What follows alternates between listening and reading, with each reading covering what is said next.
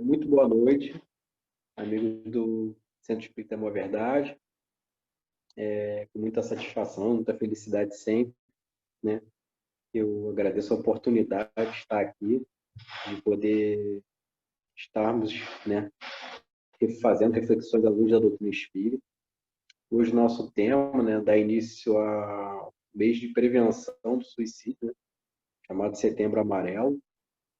E hoje nós vamos buscar fazer algumas reflexões, né, buscando responder algumas perguntas que foram, né, que eu conversei com a Rita, para a gente fazer um trabalho diferenciado, não ficar aquela coisa maçante. Pedi a ela, olha, me traz algumas dúvidas que as pessoas possam ter. Eu sou o Ricardo, sou formado em psicologia, eu estudo comportamento, gosto muito de estudar. E sou espírita antes de ser psicólogo, então as minhas questões, né, busca de conhecimento, eu acabo aprofundando e a psicologia acrescentou demais, né? Para tentar buscar respostas para algumas questões que são bem complexas da natureza humana. E nós vamos fazer uma prece, agradecendo a oportunidade de estarmos aqui, né? Então vamos elevar o nosso pensamento a Deus e agradecer infinitamente a oportunidade de estarmos aqui, nos esclarecendo, buscando informações que possam auxiliar também o nosso próximo. E Deus esteja conosco, hoje, agora e sempre. Assim seja. E nessa busca, né, de responder esses questionamentos, nós vamos estudando psicologia, doutrina espírita, né, buscando na ciência algumas respostas também. E quando eu conversei com a Rita, falei, pergunta nos grupos de estudo, alguns questionamentos que eles tenham a respeito sobre suicídio, né? E a primeira pergunta, né, que ela me passou é uma pergunta que realmente todos nós nos fazemos, né? Olha, o que será que leva a pessoa a acreditar que através do suicídio ela poderá ter a solução dos seus problemas? Todo suicídio, né? Todo não, né? Também não vamos generalizar, mas a questão que nós, né, o nosso bom senso, muitas vezes pensa, nossa, a pessoa quer resolver o problema dela e se suicida. E assim, nós precisamos levar em conta uma questão muito importante, que eu coloquei aqui 3 tópicos, né, para orientar nossa reflexão. Olha, nós vivemos em uma sociedade materialista, né, estruturada no materialismo. Então, muitas das coisas que nós buscamos são perecíveis. O que é uma coisa perecível? Você busca uma refeição, ela acaba. Você busca um carro, nossa, meu sonho é o carro. Você busca o carro, mas o carro acaba. Você busca certos objetos que trazem um conforto, uma realização material, mas que eles são muito perecíveis. Então, essa impreensão que nós muitas vezes temos, né, que somos educados, que as coisas são perecíveis. Se tem um início, tem um fim. Mas, quando nós estudamos a doutrina espírita, esse esclarecimento que Jesus também trouxe, né, 2000 anos atrás, né, de que a nossa vida ela continua, né? Aqui é uma oportunidade a mais para nós nos melhorarmos, buscarmos atributos. E nossa primeira reflexão nesse sentido, somos uma sociedade estruturada no materialismo. Eu escutei uma palestra do Haroldo Dutra muito legal, em que ele falava que a alavanca da sociedade ela depende do nosso progresso de entendimento espiritual também. Mas como fazer isso? As pessoas, né, na sociedade se perguntam: existe espírito? Então, enquanto nós não despertarmos para esse viés da espiritualidade, ainda encararemos a vida como algo finito, a vida material como algo finito. E nós, né, enquanto sociedade, né, atribuímos muito ao ter as coisas a verdadeira felicidade. Qual é a sua felicidade?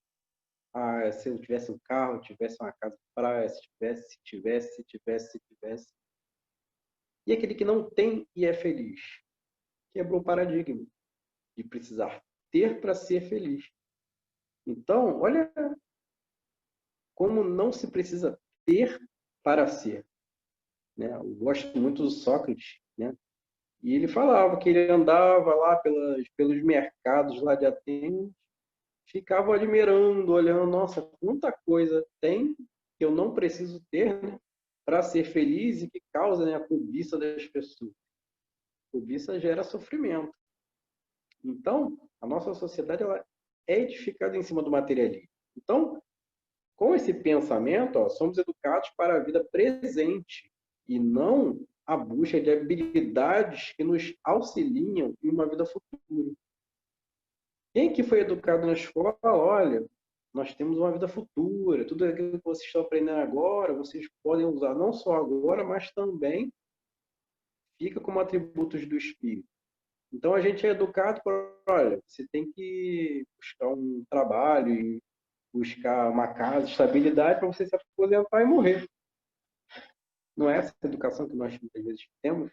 Tem que educar, você tem que buscar para ter e morrer sossegado. E quando poucas pessoas buscam além. Nossa, como assim? Será que tudo acaba aqui? Então essa ideia, né, essa educação que nos é, né, ensinada de que precisamos ter as coisas aqui, é o que contribui para o pensamento de que será que leva uma pessoa a acreditar que através do suicídio ela pode ter a solução dos seus problemas. Ela acredita que se suicidando não resolve o problema porque tudo que a rodeia tem início, meio e fim. Se tem um fim, cessa-se tudo. Mas a doutrina espírita nos revela o quê? A continuidade da existência, a alma, Deus, pluralidade dos mundos. E tem um trecho que me chamou muita atenção, né? Que eu lembro, vou fazendo estudo, eu sempre falo que eu sou você no incluído, eu agradeço muito aos amigos espirituais. Eu vou lembrando, nossa, passagem aqui, ó. Tem uma passagem da Revista Espírita de 1864, essa a referência para buscar, porque eu lembro da passagem, mas para vocês buscarem. Ela diz assim, Kardec, né, coloca, materialismo, tudo nega, alma, futuro, Deus, a providência, com o espiritismo que vem combatê-lo e dele triunfa pelas provas materiais que ele dá, da existência da alma, precisamente com o auxílio dessas mesmas evocações supostamente supersticiosas. Então, a grande contribuição, o grande objetivo do espiritismo é o quê? Esclarecer sobre o materialismo. Mostrar que o materialismo ele é só um estado, a matéria é só um estado transitório que nós passamos. Nós vamos ver mais lá para frente. Mas se é um estado transitório, transitório é aquilo que passa. Você passou pelo primeiro grau, foi um estado transitório. Segundo grau, faculdade. Ninguém fica eternamente na faculdade. Todos são estágios transitórios que nós passamos. Assim como todas as dificuldades, as perdas que nós enfrentamos. Então, na busca de responder essa primeira pergunta, né, que foi questionada, nós entendemos que a grande prevenção ao suicídio é acreditar e vivenciar a vida imortal. Porque enquanto nós acreditarmos que a vida ela é finita, ela é perecível aqui, acaba-se tudo, nós vamos ter pessoas se suicidando, acreditando que se cometendo o ato, estarão livres, né, de qualquer consequência. Então, essa é nossa primeira reflexão, né? Porque é muito importante a gente ter em mente isso. Quando as pessoas são ateias, são agnósticas, nos perguntam, né, por que acha que acaba a morte? Porque não tem consciência da vida espiritual. Nós que já buscamos vivenciar, porque não basta acreditar, você tem que vivenciar, tem que procurar, né, estruturar a sua vida não só para ter as coisas aqui, mas para ser de uma maneira que, se você perdesse o seu corpo hoje, eu fico assim, né, com esses diálogos na mente. Nossa, se eu desencarnasse hoje, o que eu faria na espiritualidade? Quais as minhas competências, minhas habilidades, eu poderia usar lá na espiritualidade? E a partir daí você, nossa, isso eu vou poder usar lá. Ah, eu jogo muita bola. Será que lá tem alguma escolinha? Tipo, brincadeira, mas não é um atributo que a gente vai utilizar na espiritualidade. Olha, eu costumo ler bastante, né? Buscar entender nesses componentes psicológicos, tentar estruturar, né? Como funciona a mente, esses conflitos existenciais, na busca de auxiliar o próximo, a como ele resolver suas questões mais íntimas. E aí eu fico pensando, nossa, esse é um caminho bom, esse é um norte bom que eu poderia usar, né, na minha jornada espiritual. Então, não estou pensando só na existência material, estou também buscando coisas que vão me auxiliar lá na vida espiritual. E, obviamente, quem não quer desenvolver essa busca, acha que é tudo aqui na matéria, que tem que ter as coisas, vai estar mais suscetível a achar que, findando a vida, fim do problema. E avançando para a segunda questão, né, que foi proposta. Qual o impacto das redes sociais e do universo digital na vulnerabilidade dos jovens ao suicídio? Então, são coisas que são coisas novas, né? O universo digital, eu tenho 38 anos. Praticamente desde 2001, ali 2002, tenho acesso à internet. Antigamente era só telefone em casa e televisão. Então, essa coisa da internet, da rede social, isso deu muito novo. Acho que ninguém imaginaria, né? Sei lá, em 90, essa questão das redes sociais como a gente utiliza, né? E como isso impacta, né, na vida dos jovens? Falando agora dos jovens. Como isso impacta? Primeiro, universo digital. O que é o universo digital? A internet. E a troca de informações no universo digital, ela é instantânea. Instantânea. O que é instantâneo? O que acontece agora?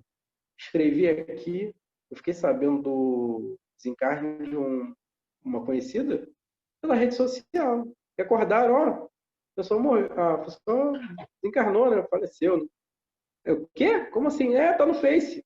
Falei, como assim tá no Face? E aí fui ver, quer dizer, instantânea. Aconteceu, postou, todo mundo já vai repercutindo. Uma coisa que muitas vezes não acontecia no passado. Pode ver tudo que não ter essa tecnologia toda. Então a informação é instantânea. E uma coisa que é instantânea, olha como se fosse uma falsa comunicação de desencarne. Até você reverter isso, uma enorme quantidade de pessoas já está sabendo. Então, essa propagação dessa informação, ela é uma característica do universo digital. E o efeito das exposições é aqui que eu acho que é o grande centro da preocupação com o universo digital. Porque, olha, o efeito das exposições é maior e mais rápido do que as campanhas de prevenção. Quer dizer, a notícia ela corre mais rápido do que a prevenção. Tem uns 2 anos aí que eclodiu, né, aquela moda da baleia azul, que os jovens eram desafiados a cometer atos para provar, né, se resistência, ou força, e aqueles atos culminavam com atos suicidas. Então, eu ouvi falar do problema antes da prevenção. Então, olha a questão que a rede social traz, o universo digital traz. As questões surgem, vão se propagando e a prevenção só vem depois. Depois aí de 1, 2 meses, que a coisa já estava rolando, olha, tem que prevenir. Mas como é que se previne? Com informação. Mas a informação só chega bem depois. Então, um dos fatores que impacta na vida do jovem, que é conectado, o jovem hoje em dia gasta-se muito tempo com rede social, com informação, e fica lá vendo as influências, e o que aquele fulano fez hoje. Então, gasta-se muito tempo com isso. E essa informação é instantânea e a prevenção ela chega bem depois. Então, é um agravante para que as coisas aconteçam. Quando você descobrir, nossa, por que meu filho está se cortando? que ele tentou, sabe, pular na frente do carro, atravessar a rua correndo, nossa. Aí depois vem a informação, tá tendo um jogo aí, baleia azul. Olha, paz, atenção. Aí você, nossa, mas isso aí já está acontecendo há uma semana. E a informação só chegou para mim agora. Então, essa questão da prevenção, ela demora. Chegar a informação, né, o comportamento chega, né, e a prevenção chega depois. As redes sociais, né? As redes sociais, olha, a exposição ao cyberbullying, devido às redes sociais como o Face, Instagram, uma vez que os conteúdos são de aspectos materialistas, a gente já falou do materialista, né? Do materialismo, a gente vai se aprofundar. Cria um estereótipo. O que é um estereótipo? Um modelo em que o jovem não se enquadra. Então, o jovem antigamente estava restrito ali à convivência dos amigos da escola, muito mal desconhecidos, vizinhos, e hoje em dia você tem grupos com milhões de pessoas. Aí nessas pessoas tem referência no influenciador digital tal.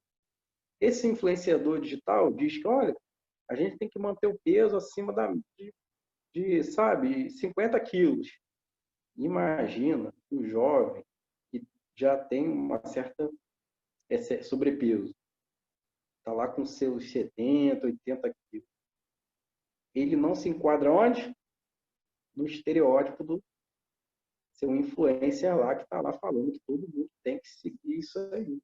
E como ele não se enquadra nesse estereótipo aí, só você pensar nesses influencers que estão na mídia aí, de cabelo liso, sabe, de N características em que o jovem não consegue acessar por falta de dinheiro, por falta de oportunidade, por falta mesmo, sabe, de não ter condições de, sabe, às vezes muitas vezes psicológica de alcançar, né, executar aquelas coisas. E nós temos isso impactando a vida das pessoas. Então, será que isso é um motivo para o jovem se sentir inferiorizado, com baixa autoestima, e isso contribuir para o suicídio? Sem dúvida. É a reflexão que a gente faz. Né? Vulnerabilidade dos jovens. Quando a gente fala de jovem, o que a gente está falando de jovem? Vamos falar de um organismo em maturação. O que é maturação? Em desenvolvimento. A cabeça de uma criança, ela entende certos aspectos da vida. De um jovem, outros aspectos. De um adulto, já está mais amadurecido, consegue lidar com perdas, frustrações. O jovem ainda está o quê? Adquirindo essas habilidades. Vamos pensar assim, quem sabe andar de bicicleta. Você meteu a mão na bicicleta e começou a andar? Evidente que não. Você teve aquele busca do equilíbrio. Depois da busca do equilíbrio, você foi o quê?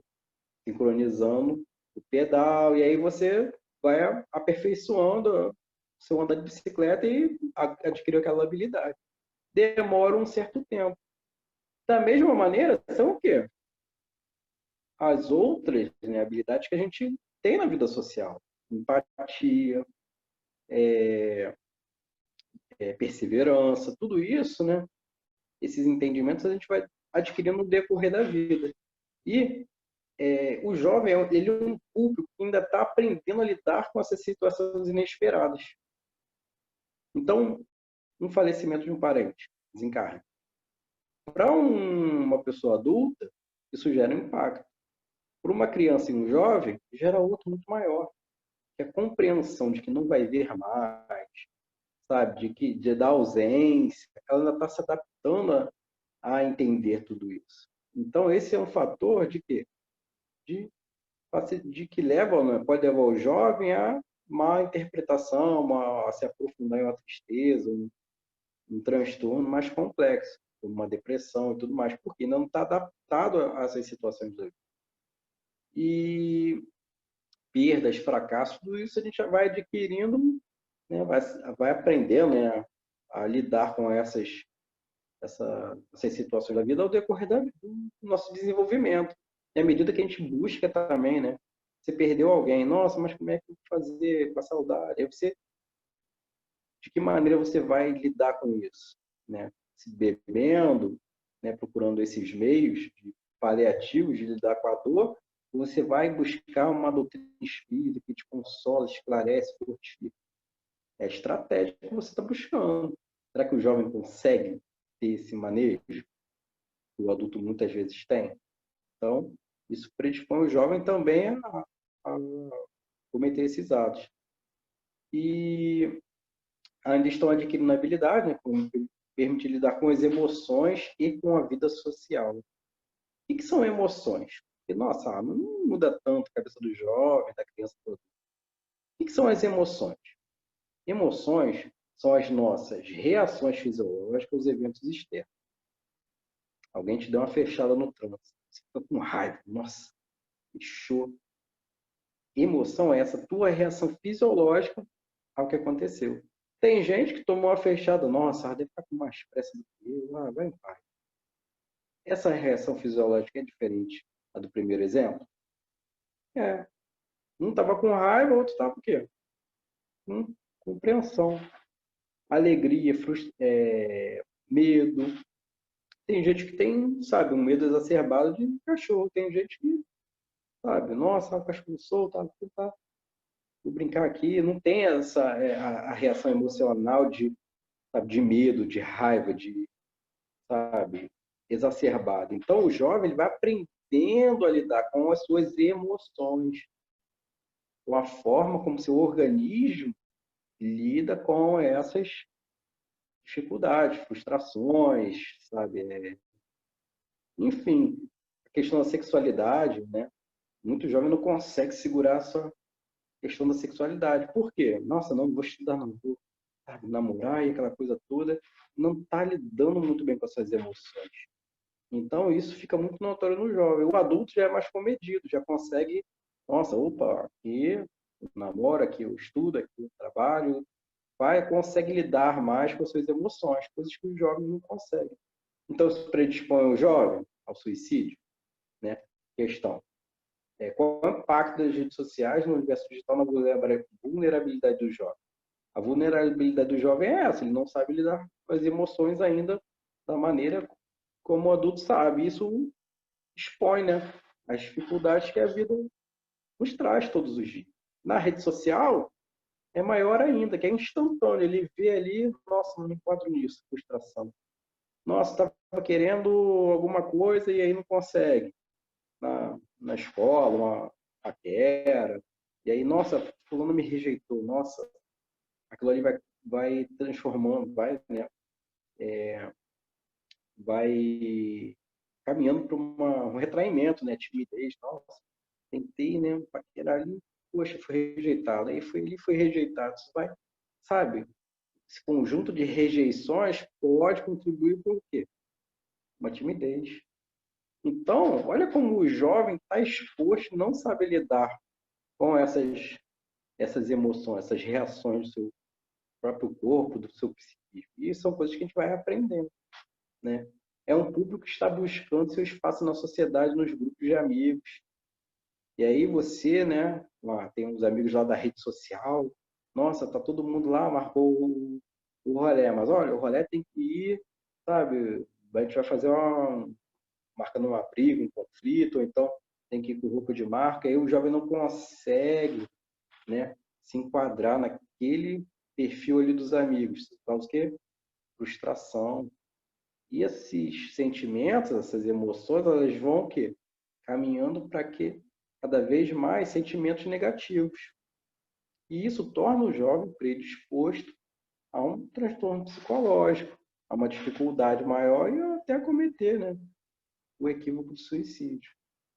O jovem é constantemente exposto a situações que ainda não está apto a lidar e que ainda não adquiriu habilidades para superar. Nós estamos expostos frequentemente a N situações em que a nossa madureza, maturidade, né, já nos faz lidar melhor com as coisas. Mas e o jovem? Então ele está exposto a N situações que o adulto lida melhor, mas que o jovem não consegue lidar ainda bem. Autoestima. Você tem aquele jovem lá que toca violão, nossa, toca violão, tá sempre na roda ali dos amigos, mas ele tem sobrepeso. Frequentemente, você acha que ele vai se vangloriar pela habilidade que ele tem, ou vai ficar olhando que o corpo dele não é ajustado àquilo que a sociedade diz, né? Tem que estar magro, tem que estar que é o alto, é aquilo que atrai, né? Convencionalmente, né? Se deduz que poxa, tem que ser magro, tem que ser alto, isso aí que atrai, né? O sexo oposto e tudo mais, ou a mulher atrai o homem. Não, ela esquece a habilidade dele e vai prestar atenção em outras características. Né? Nossa, mas eu não tenho, sabe, eu não sou bonito, sou obeso, tudo mais, vai ficar focando em elementos dele que não reforçam sua autoestima. O que é autoestima? O alto valor que você tem, sabe? Aquilo que lhe torna feliz, aquilo que você sabe que tem, que você faz e que te torna feliz. Eu toco violão, nossa, maravilhosamente, mas infelizmente não tem boa aparência, isso me faz mal. Percebe como a autoestima, muitas vezes o jovem não elaborou isso direito, isso vai se desencadeando cada vez mais até um problema maior daqui a alguns anos. Essa é a reflexão que a gente busca fazer e tentar entender, né, o porquê certas coisas acontecem. Resiliência. O que é resiliência? Você não conseguiu, você tenta novamente. Tem um monte de jovens aí que estão tentando vestibular, quero medicina, quero medicina. E tenta o primeiro ano, tenta o segundo ano, tenta o segundo ano, tenta o terceiro ano e quarto ano, não consegui. Quer saber? Não conseguiu, não vou ser médico, não vou ser mais nada. E aí o fracasso, não consegue lidar com o fracasso. E acabou fazendo o quê?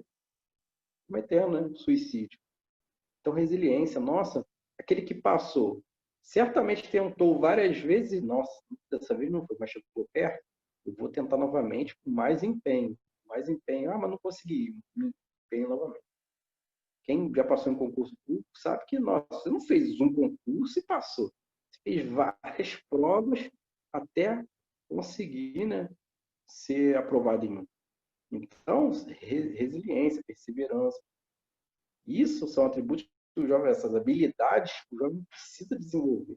E cabe ao adulto, perguntou do livro dos Espíritos. Qual o papel da infância, qual o papel dos pais, né, da criança? Auxiliar o quê? A que ele desenvolva isso. A infância é a oportunidade nova de você adquirir novas habilidades nessa existência. O papel dos pais? Auxiliar o quê? Nessa busca, nessa conquista. Supervisionar tudo isso, todo esse processo de desenvolvimento. E aí você percebe, né, que seu filho, seu neto está lá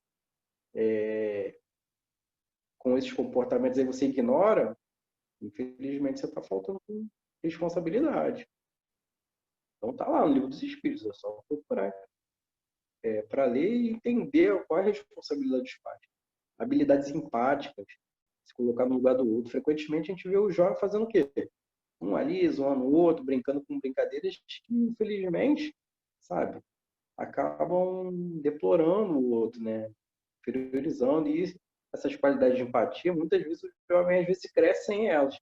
E aí é aquele adulto que está sempre subjugando o outro, sabe? É a faxineira, não serve, está sempre ali, não consegue se colocar no lugar do outro. Então, o papel da rede social, o, a questão o foco da pergunta, mídia digital e rede social influenciam muito, porque está expondo o jovem a ídolos que ele não vai conseguir muitas vezes acompanhar. Isso gera frustração. Se o jovem ainda está se desenvolvendo, ainda está aprendendo a lidar com frustração, então, isso que temos que observar. Quem são os ídolos do meu jovem? Quem são os ídolos do meu filho? Entende? E os ídolos dele já vai indicar que tipo ali de contexto que ele está inserido, os objetivos dele. Ninguém segue aquele que você não sabe, você não tem vontade de acompanhar. Entende? Eu sigo Jesus, sou cristão, mas aí está fazendo maldade, tá? Opa, tem alguma coisa aí incoerente. Então, as pessoas normalmente vão seguir ali nas redes sociais, pessoas que tenham a ver o quê? Com elas. Então, olha a observação que a gente faz. Quem são os ídolos dos meus filhos? Sabe? Dos meus netos? A gente está de olho em como estão sendo influenciados pela rede social. Terceira pergunta, né, que veio sobre questão de suicídio. Ó. Quais os tipos mais comuns de suicídio entre os jovens? Qual o tipo mais comum? Então, eu fui assim buscar qual tipo, né? O que o jovem faz e o que é que leva ele a fazer. Porque não adianta falar aqui, ó, é isso, isso e isso. Não, o que leva o jovem a cometer isso? Então, olha, os três tipos que o jovem mais comete. Esses dados eu peguei do IBGE, da Sete de Psicologia, se não me engano, foi um de Minas Gerais. E os tipos de morte, né, de suicídio, são intoxicação medicamentosa. Então, o jovem pega aquele remédio para dormir, sabe, dos pais ou do idoso e, sabe, toma uma quantidade absurda. E aí, essa overdose acaba levando ao óbito. Ingestão de veneno, né? Qualquer substância venenosa, né? O famoso chumbinho, ou outras substâncias, né? Que vem à mente, mas produtos de limpeza, coisas que intoxicam, né? Então, é um dos métodos que é utilizado, não só pelos jovens, mas em geral. E lesões autoprovocadas. O que são lesões autoprovocadas? Cortes, cortes, corda, sabe? É quando é lesão que você se provoca, autoprovocadas, coisas que você, sabe, não são acidentais, sabe? E esses são, assim, são três que eu separei aqui que são as que mais acontecem. São quedas, sabe? Pula de altura, são lesões provocadas. E as causas, eu acho que, assim, a doutrina espírita, ela permite que a gente avalie a abrangência das causas. Por quê? O que leva o jovem a cometer isso? O primeiro item aqui da listinha que eu fiz com 6 itens é um que você não vai encontrar nos manuais de psicologia, não vai encontrar nos manuais de psiquiatria, você não vai encontrar na rede social, você não vai encontrar, dificilmente você vai encontrar esse motivo fora da doutrina espírita. Esse motivo se chama obsessão. Parece assim, nossa, mas qual é a obsessão? Para a gente entrar nesse contexto da doutrina espírita, nos ajudando a entender essa questão do suicídio, vamos lá. Pergunta 459. Kardec pergunta aos espíritos. Influem os espíritos em nossos pensamentos e em nossos atos? O que os espíritos respondem? Mais do que imaginais, pois com bastante frequência são eles que vos dirigem. Gente, são eles que vos dirigem, mas nos dirigem se entrarmos na mesma vibração. Estou cada vez mais triste. Não quer saber? Não tem sentido e tudo mais. E aí começa aqueles pensamentos. Nossa, dá um fim nisso. Ou então você vê, tá andando na rua, e, olha, tá vendo essa ponte aí? É agora. Aí vem essas ideias do nada. Nós que somos espíritas e acreditamos nessa influência, nessa comunicabilidade, a obsessão eu acho que é o que contempla, né? É o fundo de todos os outros. Bom, o que leva o jovem a cometer suicídio? Depressão e doenças ligadas à ansiedade. Fobia, não quero sair de casa, medo, isso pode levar o jovem a cometer suicídio, a depressão. E pode ser tratado, né? Mas tem que se buscar ajuda. E esses componentes, será que não sofrem influência de espíritos obsessores? Eu conheço 2 casos. Eu vi 2 casos. Um é uma pessoa com um transtorno alimentar e que depois, do fundo, foi que estava sendo obsediada por espíritos que queriam ver sabe, a pessoa magra. Então, sabe, foi esse, assim, a história, né, que eu fiquei sabendo. Então, a gente vê que a coisa acontece. Tá? Os espíritos estão influenciando. Se a gente dá campo para isso, dá brechas, né? Tá sempre ali buscando, sabe, aqueles ídolos que são magérrimos. Aí você, nossa, quero chegar naquele patamar ali, sabe, começa a desenvolver uma anorexia, uma bulimia, que é quando você começa a vomitar, se alimenta, depois vomita. Você começa com transtorno, depois tristeza e pensamentos. Então, depressões e doenças ligadas à ansiedade, né? Essas fobias, inibições, timidez. Porque a timidez está ligada à ansiedade. Nossa, eu vou falar com ninguém, não, nossa, estou com medo. É ansiedade. Então, esses transtornos eles facilitam o jovem, né? Influenciam ao suicídio. Impulsividade em um momento de crise. Ué, mas suicídio não é só naquela coisa triste, aí se corta, não.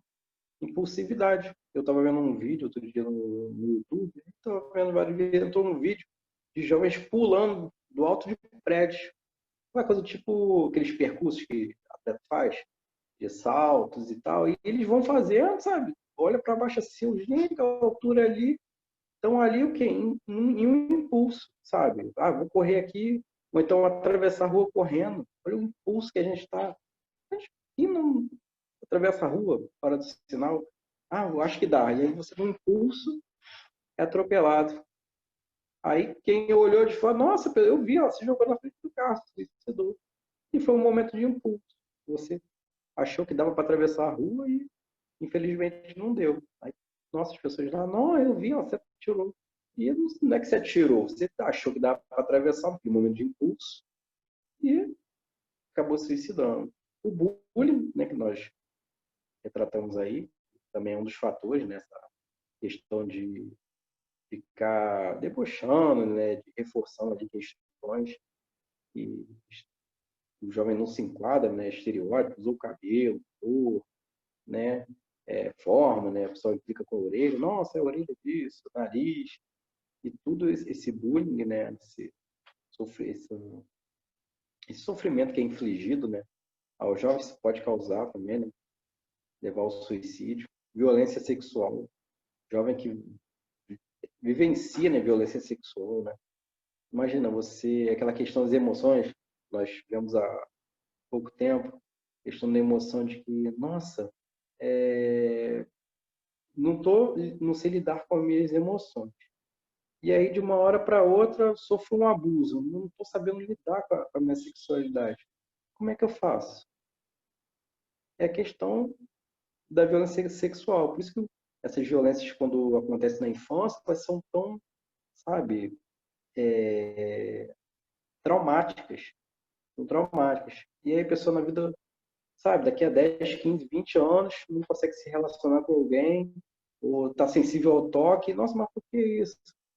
A violência sexual do passado, sabe? As emoções que estavam eclodindo ali, a criança não soube lidar, isso gera o quê? Um sofrimento que pode culminar no suicídio. Violência doméstica, as crianças apanhavam, apanhavam, apanhavam, e aí que cresce naquele sofrimento, e os pais, sabe? Você não é capaz, você não consegue, você vê o mundo. Então, essa violência doméstica, isso cria um jovem o quê? Acreditando que não é capaz. Nossa, eu não consigo. Ah, por quê? Foi estimulado aquilo ali. Eu não consigo, você não pode. E tudo isso leva ao quê? O jovem a cometer. Porque ninguém vai lá e corta seu pulso à toa. Tem um motivo, tem uma história, né, por trás do ato. E qual é a história por trás do ato? É essa que a gente, né, nós procuramos o quê? Entender. Até para remediar, porque, nossa, porque o suicídio é a culminância do ato. Mas se você percebe o jovem triste, né, com um comportamento diferente, tímido, né, aquele jovem é feliz, ri, mas, poxa, na hora de lidar com as pessoas está sempre com a timidez e tudo mais. Então, está sempre sendo alvo de deboche dos colegas. É importante estar atento a isso, né? Porque a gente não sabe quando isso aí vai eclodir em uma situação mais grave. A quarta questão é uma de maior, né, que está assim, voltando à questão do é possível de alguma forma determinar o perfil das pessoas? Então, a nossa reflexão aqui, baseada em doutrina espírita, em psicologia, vai nos colocar dois determinantes assim, que a gente pode observar. Primeiro, dentro da doutrina espírita, a pessoa que comete o suicídio, ela não está acreditando na vida que se segue. Então, o traço é o quê? Ela não acredita na vida que se segue. ou não a vivencia, né? Por quê? Vivenciar é aquilo que você vai buscando. Eu não quero buscar, quero adquirir as habilidades. O que eu estou sofrendo isso aqui, mas eu sei que é para desenvolver competências para a minha vida futura, coisas que vão com o meu espírito. De que forma os nossos conhecimentos se mostram no espírito? É no livro dos espíritos, através do quê? Das nossas tendências. Então, você tem aquela pessoa que é habilidosa, mas de onde vem essa habilidade? A gente sabe que isso é pregressa. Então, a pessoa que comete suicídio, se a gente pode enquadrar em um perfil, ela não acredita ou não vivencia, né, a vida espiritual, a busca, né, da sequência da sua vida. Esse seria um traço. O segundo que a gente pode colocar é que, normalmente, o suicídio pode ser causa, né, de o quê? De um transtorno psicológico. A depressão. Mas, poxa, eu conheci aquela pessoa que era super ativa, sabe, acelerada, e a gente cometeu suicídio. Só que, dentro dos manuais diagnósticos da psicologia, tem dois transtornos que a gente vai ter esse comportamento super acelerado. Primeiro, o transtorno bipolar, em que a pessoa vivencia altos e baixos, está triste, e outra hora está no estado maníaco. A gente chama de acelerado, quer fazer tudo, sabe? Meu dia tem 24 horas. E no outro, não vejo a hora do dia acabar. Essa bipolaridade é um transtorno. E o transtorno borderline. Como é que é esse transtorno? É aquela pessoa que está normal, daqui a pouco você acelera, está com raiva e briga, sabe? Borderline é isso, está na borda da linha. Uma hora está bravo, está triste, mas isso flutua muito rápido. Mais rápido que o bipolar. O bipolar leva um certo tempo para flutuar o seu humor. Mas o borderline é de uma hora para outra. Tá? Tem aqui, daqui a pouco tá, sabe? E isso pode levar a uma impulsividade, sabe? É superativo e aí cometer o suicídio. Por quê? Não é só a depressão, a tristeza que leva a cometer o ato, mas também leva a impulsividade. E o maior indicador de quem pode cometer suicídio é aquele que já tentou uma vez, sabe? Quem tem mais risco de cometer suicídio? Aquele que já tentou. Se você for buscar em critérios diagnósticos da psiquiatria, psicologia, você vai ver isso. Quem tem mais risco? Aquele que já tentou. Quem tentou e não conseguiu, se ele disser que vai tentar novamente, ele tem mais risco de cometer o suicídio. Mostrar tristeza excessiva e isolamento. Tristeza excessiva e isolamento. Será que a gente está vivendo isso? Pandemia? Isolamento, não posso falar com não posso dividir, né, minhas angústias com meus amigos, sabe, estou sozinho, e aí começa a vir aqueles pensamentos, não vai mudar, todos vão morrer. Então, essa tristeza, esse isolamento, se nós não buscarmos uma perspectiva de melhora, de buscar, sabe, reverter isso, pode culminar, né, pode levar um perfil de alguém que pode cometer o suicídio. Entendeu? A Organização Mundial da Saúde, ela já prevê isso, o aumento de índices, né, de doenças psicológicas por conta da pandemia, do isolamento que a gente está vivendo, dessa coisa toda da ansiedade. Tem um transtorno chamado transtorno obsessivo compulsivo, em que a pessoa fica lavando a mão várias vezes verifica a fechadura. Imagina como essa pessoa que lava várias vezes tem, né, esse transtorno, está vivendo só agora, questão da doença. Então é um sofrimento que a gente não consegue medir, sabe? Mas consegue perceber, né, avaliar, olha, o que isso pode dar se continuar dessa maneira, se não tiver um tratamento. Alterações de comportamento, né? A pessoa era muito, sabe, era de um jeito e, sabe, era muito quieta e agora está muito acelerada, sabe, mudanças bruscas de comportamento, começou a desenvolver, né, um comportamento mais antissocial, entendeu, de violência. Então, isso tudo denota que pode acontecer nessas mudanças de comportamento brusco. Também está ligado à impulsividade que a gente viu antes, né? E o que mais? Agressividade, transtorno de personalidade, borderline, eu falei, né? Questão da ameaça do suicídio. Suicídio consciente, né? Também é um perfil de quem tem tendência a cometer. O abuso de álcool e drogas, sabe? A overdose. Quem está usando droga não quer morrer de overdose, mas tem tendência, vai se drogando uma quantidade cada vez maior para buscar um efeito maior e aí acaba se suicidando.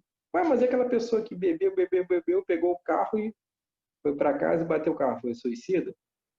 Infelizmente, né? Suicida. Será que ele levou em conta, né, o efeito do álcool no seu psiquismo, ali no seu, nos seus reflexos? É um suicídio. Então, perfil, tem perfil de suicídio. Quem ingere altas quantidades de álcool e risco, ou então se envolve em comportamentos do tipo de risco, tem tendência, tem perfil. Tá?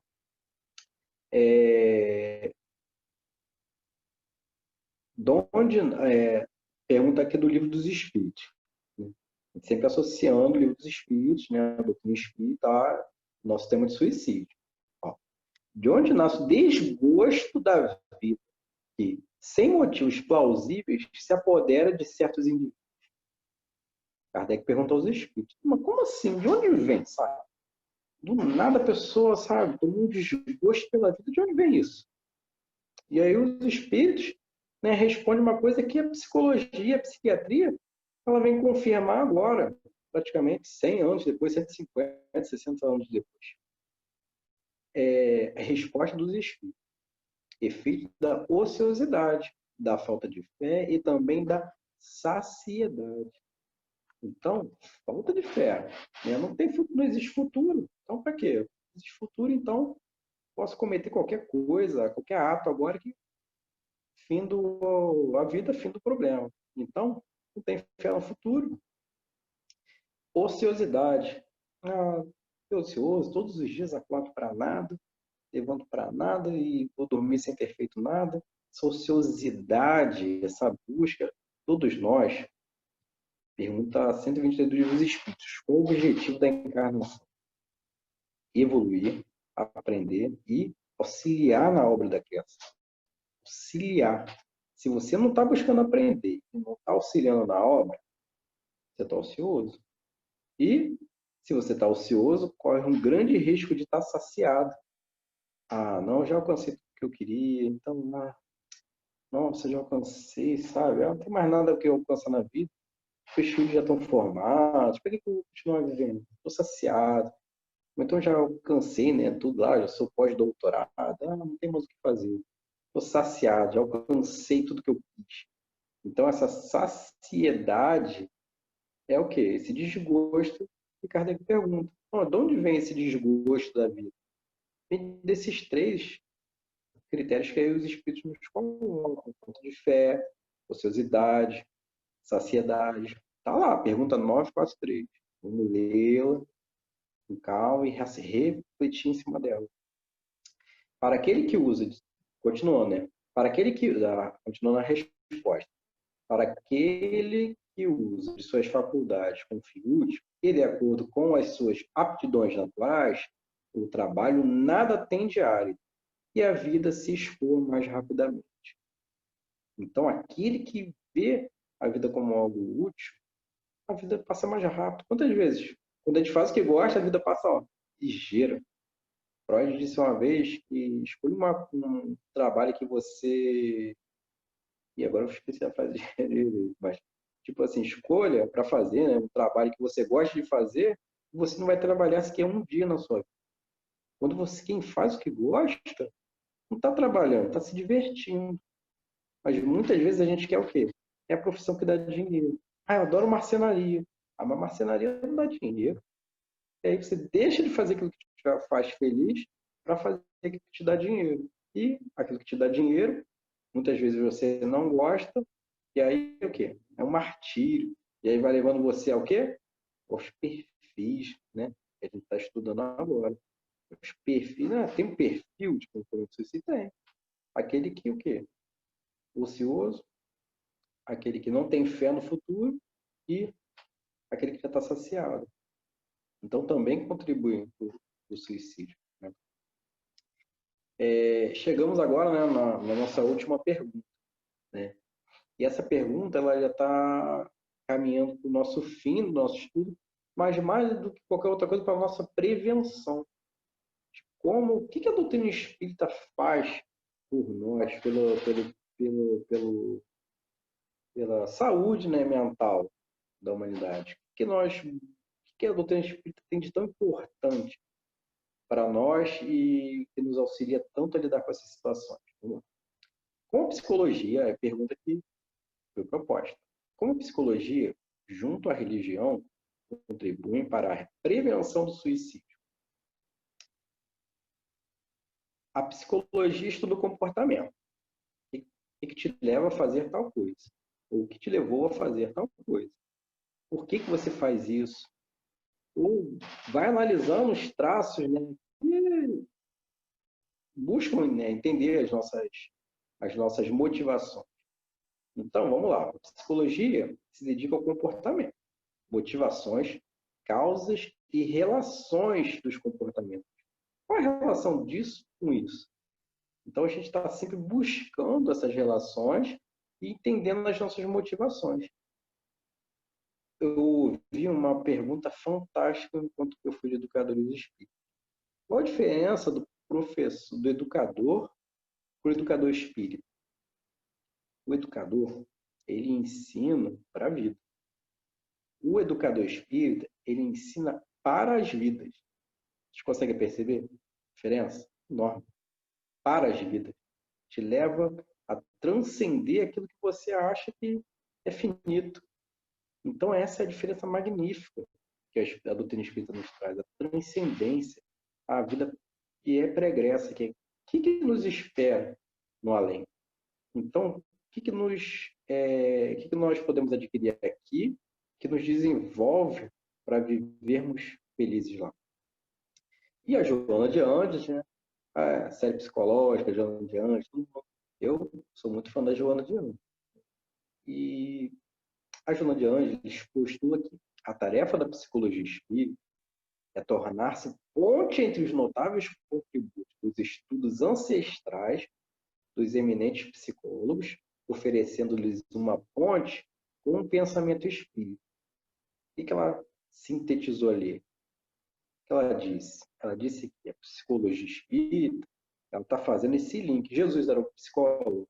Tem um livro do Augusto Cury, o maior psicólogo que já existiu. Jesus. Francisco de Assis orienta a tua vida para que ela seja o único evangelho que as pessoas possam ler ou ver. Olha que frase maravilhosa de Francisco de Assis. Psicólogo, perfeito. Está te motivando a você levar uma vida de uma maneira que, sabe, transcenda, sabe, a benevolência. Então, todos esses grandes espíritos, né, contribuíram para o nosso progresso, buscando motivar o ser humano, buscando mostrar, né, a grandeza do espírito, nosso potencial. Eles trouxeram os conhecimentos.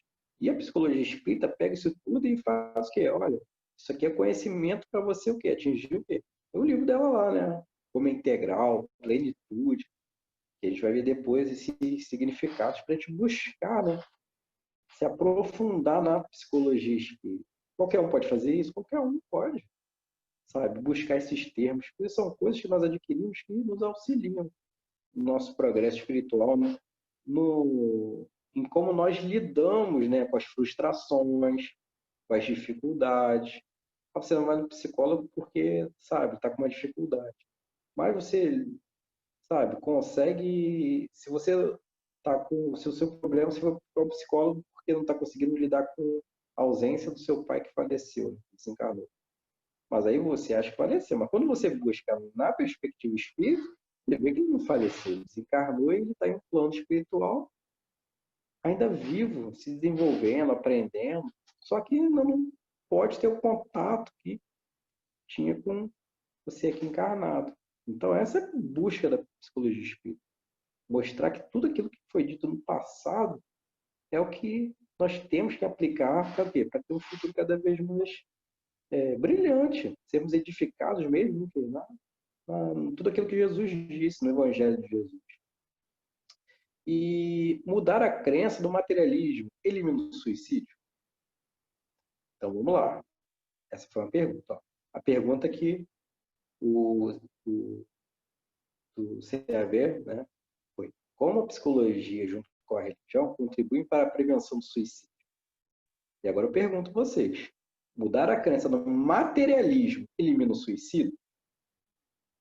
Sim. Agora outra pergunta: por que então que espíritas e cristãos se suicidam?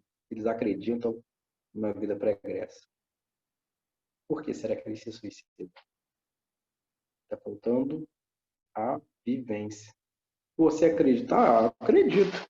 Mas acredito e, sabe, e a vivência, viver para a vida futura. É isso que muitas vezes pode, né? Porque a gente está aqui para julgar, mas a gente está aqui para avaliar, né, os perfis e entender um pouco mais sobre o suicídio. Mas é essa falta da vivência, de acreditar fé no futuro, que pode levar ao quê? Ao suicídio.